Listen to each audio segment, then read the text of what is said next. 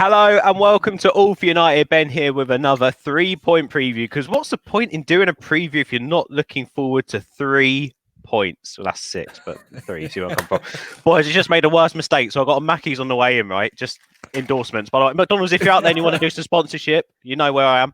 At Ben Pierce Talks, at me. And I just made a decision to quickly have a chip. And then for some reason in my head, it was like, yeah, let's stick some sauce on that.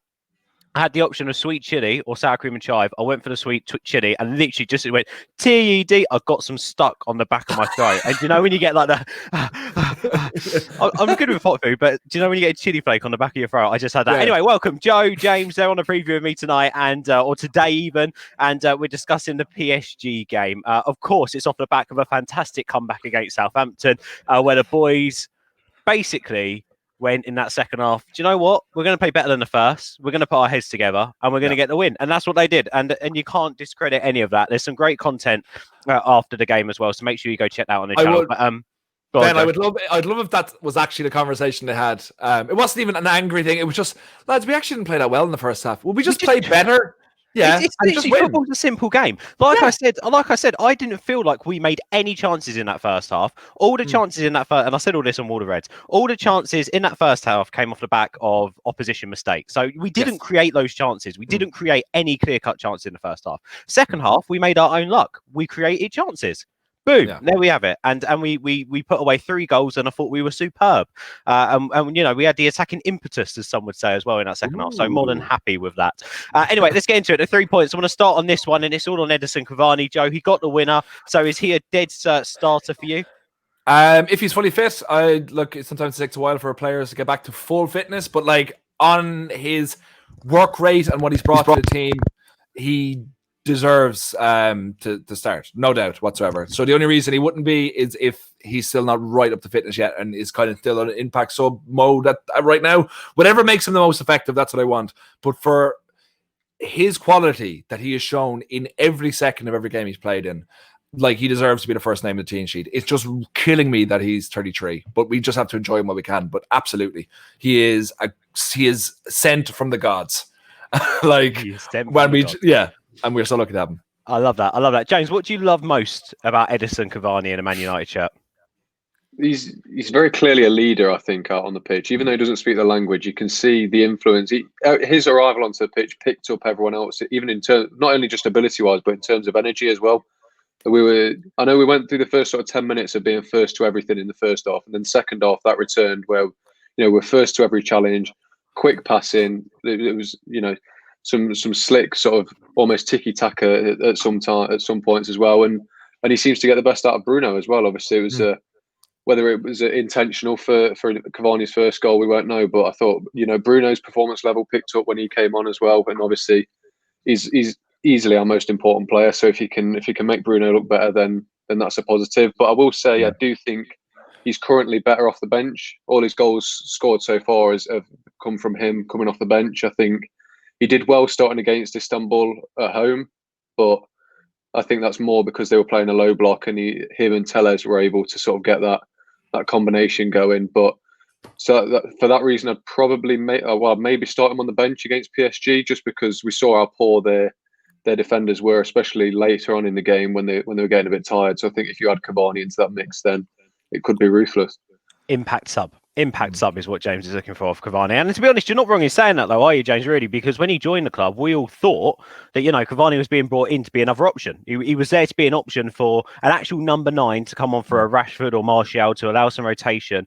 And now he's here, and now he's playing well, a bit like Donny van der Beek in his first few games. We're all sort of like, get him started. Come on, get him on the pitch. He has to be the first name on the team sheet because he's playing well. He showed us how good he can be when he plays well. But of course, footballers don't play well every game. I know it sounds like something that should be so simple, but it isn't. But Joe, you say that you hit on his age. Isn't age just a number? Look at Zlatan Ibrahimovic, a top quality number 9, and he is still doing it now at 39 years old. So if Cavani's at his peak now, surely we should be playing him and getting the best out of him over the next couple of years. No, I completely agree with that. But like, let's be honest, Ibrahimovic was phenomenal when he was with us for that season, and then he wasn't great when he returned, or whatever way that worked out, and then we got rid of him again. Then he retired to America, which is a slow league, and then he retired again to Serie A, which seemingly is worse than the MLS. I can't really get my head around that, but I feel like absolutely get the most out of you're saying this stuff out loud, don't you? Yeah, well, no, I fully realize this, and it's being recorded to the masses. So yes, come at me. But if Ibrahimovic is ripping it up at 39 years old in Serie A, it can't be the most competitive league. Just saying that. No matter how good you are at 39, you should not be ripping it up anywhere consistently. But anyway, that's away from the point. With Cavani, it's always about playing our best players and having the best team out there as much as we possibly can. So I think he should start, and I think he should. I'm always hesitant about making someone of that ilk the focal point, because there is a shelf life for them all, but we just need to win games. So I don't care as well at the moment. If we were a title winning team and we were looking to transition from one great player to the next, it'd be different. But the fact that we only have one consistent striker that every time he comes on, he at least plays very well and brings other people into the game, I'm like, play him all the fucking time, please. Mm-hmm.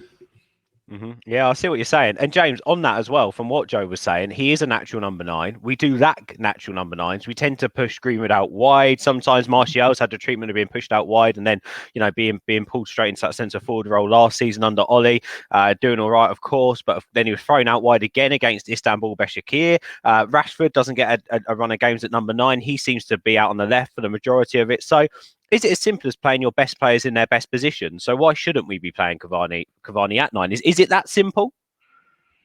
In theory, yes. I think playing Cavani as your focal point at number 9 will impact everyone positively as well. I think Martial and Rashford both prefer being out wide. I think that 15-16 season we saw of Martial, that's arguably the best he's played in United shirt. I know the numbers don't reflect that, but I think the most exciting time in Martial's career was that first season when he was an out-and-out left winger who could run at fullbacks all day, just being isolated. And Rashford the same. I think he likes the central. And if we can, have Cavani in for at least one season, while Mason Greenwood gets up to the level of a leading Premier League striker, I think that transition can then really be seamless over maybe not this season, but next season when Cavani starts to falter a little bit more, Greenwood can be given that number 9 role and really start excelling in it as well. So that we're not, if we were too reliant on Mason Greenwood up front now, it only impact him negatively. I think that pressure for such a young lad. But yeah, I think going back as well to Cavani and his age, I think it is slightly a problem. I see what Joe's saying, but I think Cavani's game is heavily dependent on his movement and how quickly he can get into spaces and his reading of the game. And I think as his legs go, that part of his game will start to suffer. And we've seen he's not a natural goal scorer. I don't think in terms of I'd say Greenwood's probably a better finisher than him. I think Cavani needs quite a few chances, but Cavani's awareness and his acceleration over a short period of time to get into these spaces really helps him excel. So I think now was probably the latest we could have got him, because naturally at 33, 34 your legs are going to start going. But I think for at least another season, maybe 2, he'll still be incredible for us. Yeah, and he's an option. We need options. Yeah. We're challenging on all fronts here. Like, we need options, and we've got one there in Cavani. Yeah, I think as well, like, what we were always lacking up front, and since Ibra left, is that leader, like, who might necessarily be the best player, but it just has the experience and is able to guide them through games. Because generally, a starting forward line would be a little bit older, might be like to mid to late 20s, and they'd have the experience of playing that amount of games to be as good as they need to be, like Liverpool have at the moment, unfortunately, and City. But like, our strike force is so young, which lacking in experience, which is why the decision making isn't always great with Rashford and Martial and stuff like that. So I think having Cavani there as an elder statement, I think, is perfect for them.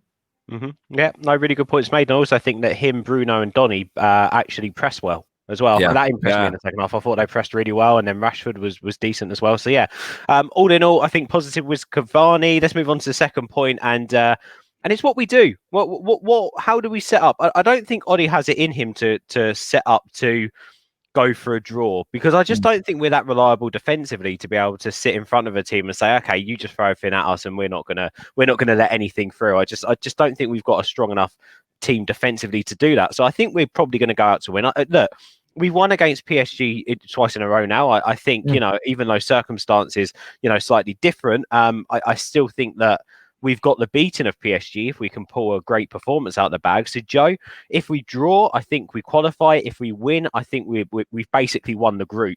Yeah, I think because of the goal difference is so like there's such a different goal difference in there.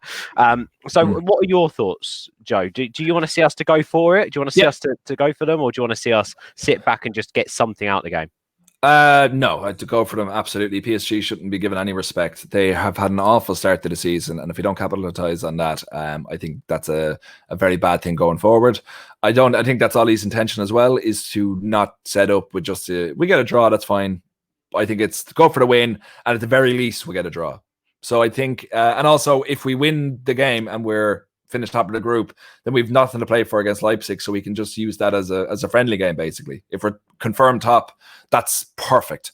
So I think he'll go out. PSG had a really bad draw against Bordeaux after being 2-1 up on the weekend. So if we don't go for the jugular, they're a team not in form. And if they lose this game, the manager could be gone. So I think it's stupid if we don't go for the win. But that's why I think we will. Especially at home. You're right. All the pressure's on Tuchel and PSG here, because you are right. It's been a bit of a weird start to the season for them. James, what do you think? Do you want to see Ollie go for it here, go for blood, so to speak, or do you think he'd be quite cautious? I want to see him approach it sort of exactly the same as he did when we played him away. So, I think it's fair to say that they have got a better man-for-man team than us. I think on their day they could beat us. So I think, sitting off a bit and going for that counter-attack is the way to go. I don't think, we sort of pile men forward at every given opportunity. I think we've got to be conservative, and I think that's what we're best at, isn't it? The game will play into our hands undoubtedly. PSG are going to go for the win, and we'll be able to hit them on the counter with defenders that have looked incredibly suspect this year for them. So I think he's just got to stick with what he knows and go for that counter-attack, because it could really, well, I think this is probably the perfect game for it. Just allow them to pile them forward like they need to do, don't they? Because they need a win, we don't. So allow them to do that, and then really catch them on the counter and do what we do best. So with that in mind, Joe, would you be going back to the 3-5-2? Would you be looking at maybe playing that bit more of a sort of formation to sort of bring the team onto you, let PSG have the possession, let them dictate the play, absorb it, and then obviously, as you said, hit them on the counter? No, I think what James is saying is exactly right, with allowing them have more of the ball and then hit them on the break. I think we have to play to our strengths as well as play to their weaknesses, and they can't defend when they're attacked with pace, and we have pace. So absolutely, that's what we should go for. Same as Paris. James, what do you think? I don't, just simply because Twanzebe's not. He's banned for the game, so I don't think we'd have strong enough centre backs. So I think you've got to stick with Maguire and Lindelof. I don't think you could really bring in. Well, who could you bring in really? Because Luke Shaw's still out, isn't he? So I don't think it'd be worth sacrificing that other centre back spot, because it's going to be Matic or McTominay, isn't it? Really going in there. So I suppose the only thing you could do is push Wan-Bissaka into a 3 at the back, and maybe have someone like, I don't know, just outrageously, either Brandon Williams out on that right-hand side, or maybe even look at someone like, I know he's not defensively astute, but someone like Dan James who can get up and down the wings. But, you don't want to take risks in games like this, do you? And move your best players out of position, which Wan-Bissaka is just phenomenal on that right-hand side. So you wouldn't want to put him out of there, would you? It's a tough one. It's a tricky one. It's a good point you made there on Tuesday. I actually forgot about Tuesday, I think the 4 at the back worked today, though, because both our goals came from set pieces, so it wasn't really anything to do with the shape or anything like that. I get they created a few chances, but every team's going to create chances in games, aren't they? Especially when they're at Southampton's level. So I don't think the 4 at the back is something we should really be fearful of, especially now that Maguire and Lindelof seem to have found their feet a little bit this year. Yeah, we are not poor defensively, 100%. We are not poor defensively. We're doing well defensively at the moment, I think. And as you say there, the 2 games against Southampton, the 2 goals, against Southampton, for me, were, a product of fantastic delivery from James Ward-Prowse. Yeah. I think that is literally it. Yeah, no, that's what it felt like. It didn't feel like in this Southampton game that we had a bad. It seemed like the structure was there, everything was fine. Like we said, it was just 2 set pieces. So I think they're brimming with confidence, because a couple of clean sheets in a row as well. So I'm really looking forward to, and it'll probably be Henderson in goals as well, which I'm looking forward to seeing against a top class team.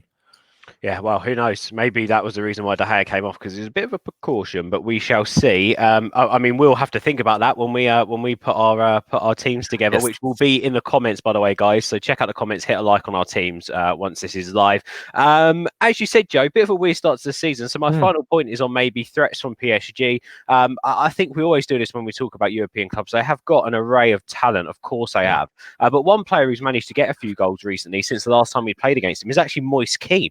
He seems to be bagging in a couple in the French league. So, whether he starts or not, do you think that we've obviously got to pay them some respect? And they've also, by the way, been playing a little bit weird recently. They've been playing with like Rafinha and Neymar as like attacking playmakers, and Mbappe's been playing a little bit more up top with Moise Kean. So it's going to be interesting to see how they line up and how they go about it. But is it just Neymar and Mbappe that you're worried about, or are there other players like Rafinha, obviously Veratti and Kean who you're worried about? Yeah, but like you said, the array of talent, and we've said this so many times about PSG, like you can't just pick one player, because literally anyone on that team is the threat towards us. Because as James rightly said, man for man, they are better. I just think we have a better, whether it be a team spirit or a team morale or whatever it is, that we fight for each other while they are a group of individuals. When you're from a club like that, that's what you're going to get. So I feel it all depends on how they set up and how they go for it and where their minds are at, more so than ours are, because I think we will go in with the right mindset. So they have threats everywhere, but also in the same way, if they're having a day like they usually have, they don't have a threat anywhere. So let's hope that's the PSG that shows up, and it doesn't matter who's playing, because Wan-Bissaka will mark them out of the game anyway. Yeah, is it easy, James, to just say we need to nullify Neymar and Mbappe and we can come away with a win? Are there other threats out there in that PSG team that you would like us to look at?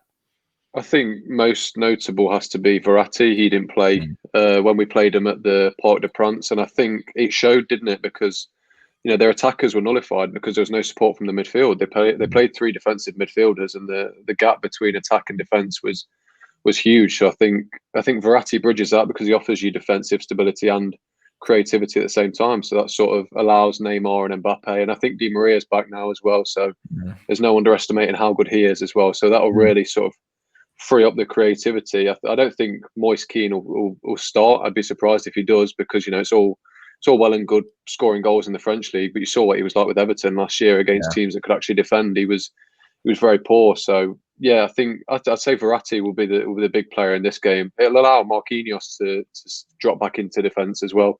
So they're going to be more defensively resolute. So I think Verratti's that real key component that they'll have. Yeah, it's fair to say that Tuchel's been playing about with their defence a little bit. I read something online the other day, a Paris based journalist put up saying it's easy to think that Marquinhos and Kimpembe are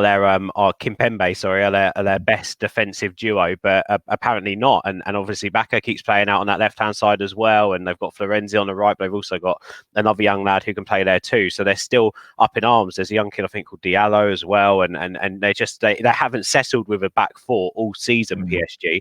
So it'd be interesting to see who gets a nod there at Old Trafford. Additionally, I think you're absolutely right. I think one thing that we all do need to point out is that PSG should be, I mean, I know this is easy to say, but a heck of a lot fitter than us. They still have the 5 substitutions in the French league and have done since the start of the season. And plus playing Champions League football as well, they get the 5 substitutes. So they had the freedom as well to take off the likes of Veratti and Paredes and Neymar, I think, as well at the weekend. Whereas obviously Bruno Fernandes put in a tough 90 minutes. Van der Beek did as well. And we just don't have that comfort to do that in the Premier League. So, Joe, they again, as you say, coming off a draw, they'll be up for it, PSG, won't they?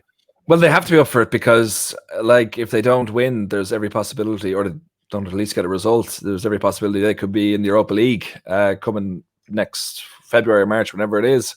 So they need to be up for it. They need to be out there, which will hopefully leave gaps at the back door where we can hit them on the counter attack. I still think it's hard to know who's really favoured, but I like what the bookies would say. But I think we've a better chance than we did in Paris, I think, because we were missing more players then, and I feel that the fact that PSG have to play and have to get a result will play into our hands. I think we should get a win. Yeah, interesting indeed. James, and just a final point from you. I think Tuchel came out and was angry at that second half performance. I'm reading a quote here saying, "I always protect my team, but not today." After the lack of effort he slammed the team with in the game after Bordeaux. So he's clearly getting them rolled up. Neymar came out afterwards and said that they have to play more like a team against United if they want to go through. This is a big game for PSG, isn't it? Because they do need to go through. If they don't, I tell you what, Tuchel's not going to be in a job much longer, is he? It's going to be tough that they keep their star players as well if they don't start getting closer and closer to winning a Champions League, James.